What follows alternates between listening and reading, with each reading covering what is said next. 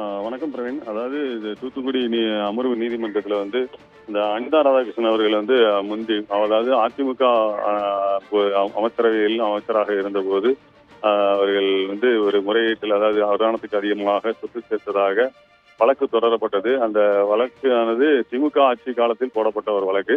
இந்த வழக்கு போடப்பட்ட நிலையில் இந்த வழக்கு விசாரணையானது தற்போது நடந்து கொண்டிருந்தது.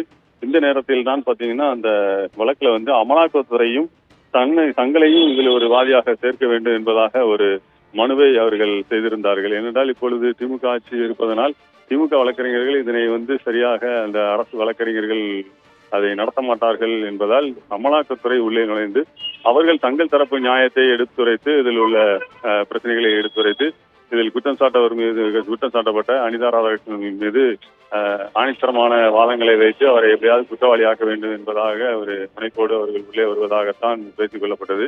இந்த நிலையில் தான் பாத்தீங்கன்னா அந்த அமலாக்கத்துறை உள்ளே வந்து அவர்கள் தங்களையும் சேர்க்க வேண்டும் என்று கொடுத்த மனுவானது கடந்த 3 மாதங்களுக்கு முன்பாகவே வந்து கொடுத்து விட்டார்கள். ஆனாலும் இதை வந்து விசாரணை வந்து நிலுவையில் இருந்து வந்தது. இந்த நிலையில் தான் பார்த்தீர்கள் என்றால் இப்பொழுது மாவட்ட முதன்மை நீதிபதி ஐயப்பன் அவர்கள் வந்து இந்த மனுவை வந்து அதாவது அவர்கள் வந்து தங்களையும் சேர்த்துக்கொள்ள வேண்டும் என்பதான ஒரு மனுவை கொடுத்திருந்த மனுவை தள்ளுபடி செய்துள்ளார்கள்.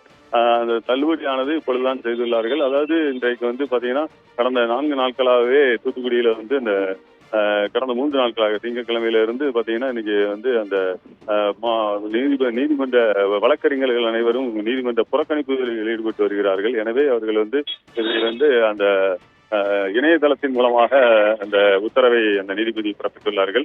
இணையதளத்தில் இப்பொழுதுதான் அதற்கான உத்தரவு வந்துள்ளது. இந்த இந்த வழக்கில் வந்து மிக முக்கியமாக அந்த அமலாக்கத்துறை வந்து உள்ளே வந்து அவர்கள் தங்கள் தரப்பு நியாயங்களை எடுத்துரைத்து அவரை எப்படியாவது அதில் வந்து அவரை குற்றவாளியாக்க வேண்டும் என்பதான ஒரு நிலைப்பாட்டில் வந்த நிலையில் தான் இந்த மனு வந்து இப்பொழுது தள்ளுபடி செய்யப்பட்டுள்ளது என்பதாகவும் கூறப்படுகிறது. இந்த வழக்கை மிகவும் ஆவலோடு எல்லோரும் எதிர்பார்த்து வந்தார்கள். இந்த நிலையில் இந்த வழக்கில் இந்த அமலாக்கத்துறை உள்ளே வந்து தங்களது மனுவை ஏற்றுக்கொள்ள வேண்டும் என்ற ஒரு நிலைப்பாட்டில் வந்த நிலையில் அவர்களது மனு இப்பொழுது தள்ளுபடி செய்யப்பட்டுள்ளது. நீதிமன்ற வட்டாரத்தில் பரபரப்பாக பேசப்பட்டு வருகிறது. பிரவீன்.